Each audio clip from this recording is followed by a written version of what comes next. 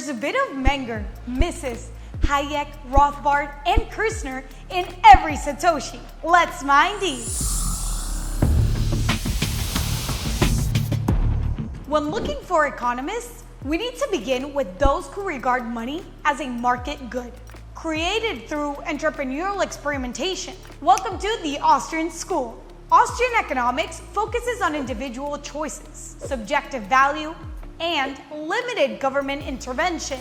It stands in contrast to traditional Keynesian economic theories that view the economy as a mechanical system. You see, Austrian economics is closely associated with Bitcoin because both share a commitment to decentralization, individual autonomy, and limited government involvement. Bitcoin embodies these principles by operating on a decentralized network without the need for a central authority, aligning with Austrian economics' emphasis on individual sovereignty. So how did Austrian economics come to be? The origin of the Austrian School of Economics is the publication of Carl Menger's Principle of Economics in 1871. Menger, along with William Stanley Jevons and Leon Walras, are considered the co-founders of the marginal revolution in economics. The marginal revolution was a paradigm shift from the established labor theory of value to the marginal utility theory of value. Let me explain. The labor theory of value believed that an item's worth is based on how much work went into making it. But the marginal revolutionists said value comes from how useful something is to people. This actually changed how economists saw things. For example, a computer isn't costly because it took many hours to build. It's valuable because people find it useful for their needs. What people think a product is worth decides its price, not just the effort that it took to make. The idea here is that Austrian economics may have laid the groundwork for Bitcoin's development. Carl Menger, the founder of the Austrian School, asserted that money is not a creation of the state, but arises naturally in response to economic relationships. This perspective contradicts the common belief that governments are the sole creators of money. In reality, governments have nationalized money, similar to how they've taken control of the roads and the schools for their own financial benefits. Ludwig von Mises expanded on Menger's theory by explaining that money's value is not arbitrary. It must emerge from a commodity's prior use in barter. In the case of Bitcoin, its underlying value is tied to its innovative payment system, which combines a distributed network, cryptography, and a peer-to-peer exchange mechanism. Bitcoin's value grew over time as users experimented with its unique features, illustrating the connection between money and market experience. Hayek, a proponent of monetary reform, warned about the dangers of central banking and advocated for a complete separation of money from the state. His 1974 book, The Denationalization of Money, Hayek suggested that private enterprises could provide better monetary alternatives than governments. While Hayek initially favored the gold standard, he later recognized the potential for privately created monies, anticipating the emergence of Bitcoin. Murray Rothbard emphasized the importance of property rights in the realm of money. He argued that clear ownership of money should exist, just as it does with other forms of property.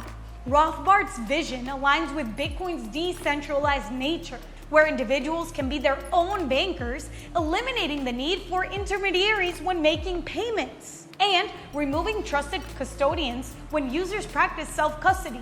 So why should you care? Because Bitcoin's development and success align with the core principles of the Austrian School of Economics. Its emergence as a decentralized, market-driven form of money challenges conventional wisdom and underscores the importance of the entrepreneurial experimentation. While mainstream economics is yet to fully grasp the implications of Bitcoin, Austrian economics laid the foundation for understanding this groundbreaking innovation over a century before the Genesis block. As Hayek said, "I don't believe we shall ever have good money again before we take the thing out of the hands of government." That is, we can't take them violently out of the hands of government. All we can do is by some sly roundabout way introduce something that they can't stop. And that sounds like Bitcoin to me. And don't miss Tuur Demeester Backstage. So how do you see Bitcoin through the lens of Austrian economics? Austrian economics really encourages people to stop thinking in tribal terms of like nation states and groups and these abstract things that come from, Marx and socialist ideologies, and really gets back to the basics. So there's a huge link where with Bitcoin you can prevent the business cycle from happening. These big long time depressions, you can prevent them. Well, Bitcoin's principles go back to the cypherpunks, so the cypherpunk movement, and they really emphasize individual sovereignty and the right to privacy. So it's a very human rights focused movement.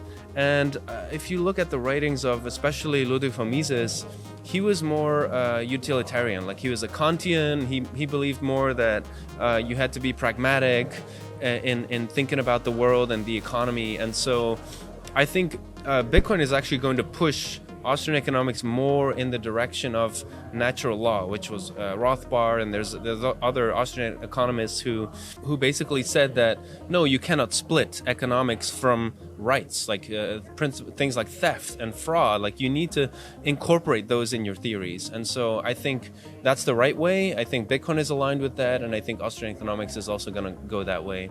And Austrian economic places a significant emphasis on the concept of sound money.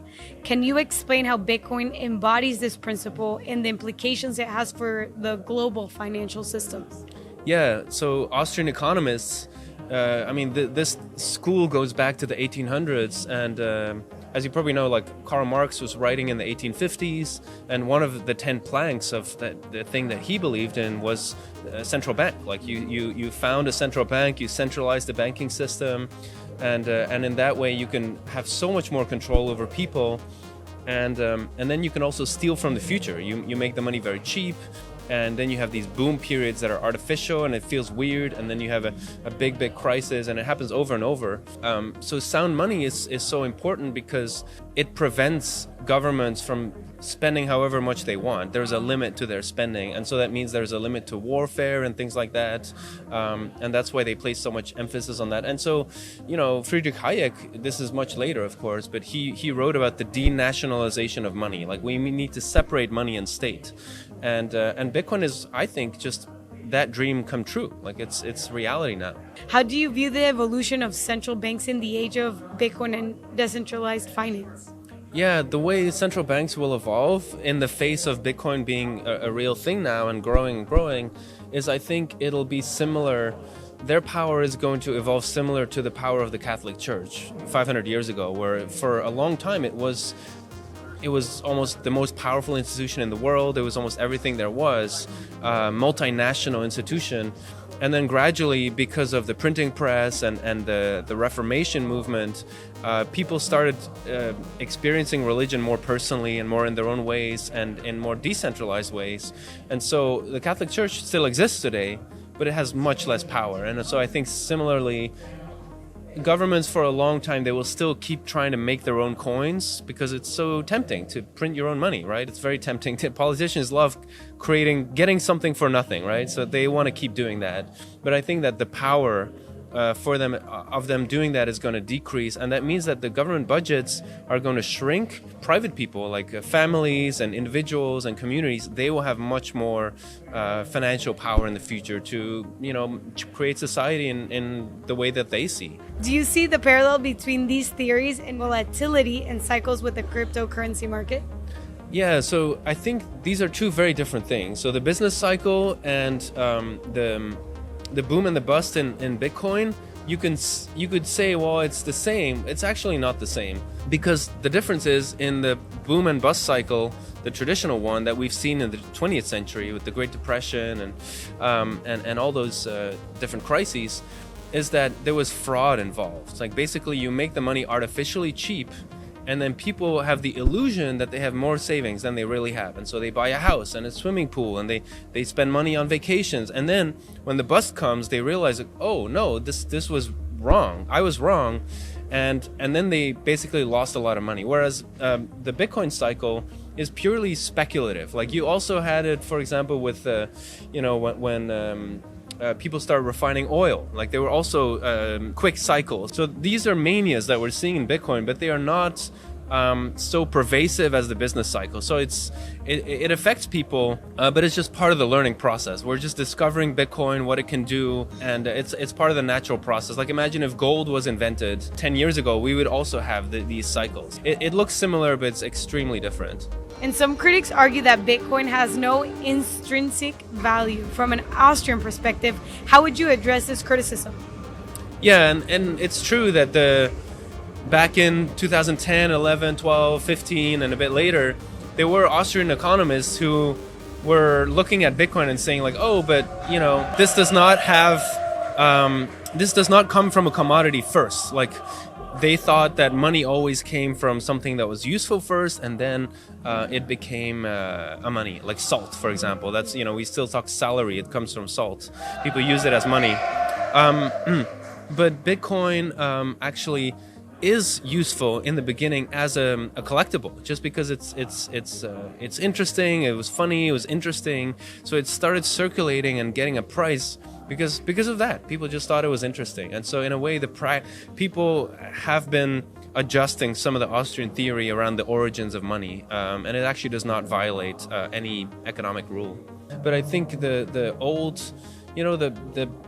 the fiat bishops and the fiat popes, the people in charge, they know they have to have an answer. They need to come up with something that's a little bit better than it was. And now this is very, very difficult because the inflation is going up. That's one of the things that you hear them never talk about when they say, oh, we're doing CBDC and, we don't need these dodgy decentralized currencies. We can do it better.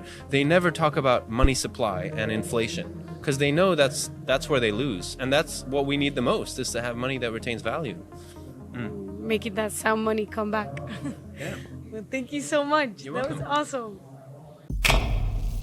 Here's a quick news recap of the week. Commerzbank, Germany's fourth largest bank, announced it's become the first German full-service bank to be granted the crypto custody license. The license will enable the bank to build up a broad range of digital asset services with particular emphasis on Bitcoin and crypto assets. Meanwhile, U.S. presidential candidate Vivek Ramaswamy stated during an interview with Natalie Brunell that the government is threatened by Bitcoin. Part of the reason has nothing to do with the energy. That's just the excuse they're using. Part of this is they want to create a surveillance state, but part of this is to be able to monitor for how you're using your energy. If they can monitor that, they can monitor anything. That's part of it. But part of it is they're threatened by the existence of Bitcoin. They don't want people mining for more Bitcoin because that could make Bitcoin more popular. Creates a threat to the incumbent status of the U.S. Federal Reserve itself. Believe it or not, it's officially been 1 year since the nation of El Salvador became the first to begin buying one Bitcoin every single day, joining the millions of savers around the world who dollar cost average. In that time, it acquired 13 million in Bitcoin for $9.5 million, a 120% gain. And the Grayscale CEO posted on X that they're ready for the main event, meaning they are waiting for the approval of the Bitcoin Spot ETF. Let's not forget that Grayscale filed a lawsuit against the SEC for denying its ETF conversion and won. Momentum here for a spot Bitcoin ETF. We're just getting news that a D.C. Court of Appeals sided with Grayscale in its lawsuit against the SEC. This was after the agency denied Grayscale's application to convert its Grayscale Bitcoin Trust, that's GBTC, into a Bitcoin ETF. And since the SEC didn't appeal, 10 days later, they were mandated to re-review the ETF application. If you were curious, Bitcoin is up 122% year to date on the speculation of the first Bitcoin Spot ETF approval in the United States, in addition to the upcoming halving in 2024. And in Hong Kong, the gaming company Booyah Interactive revealed its plans for a potential investment in Bitcoin. Their plans are to buy $45 million worth of Bitcoin as a treasury reserve asset. Good for them! And you, don't forget, keep stacking that Bitcoin stack.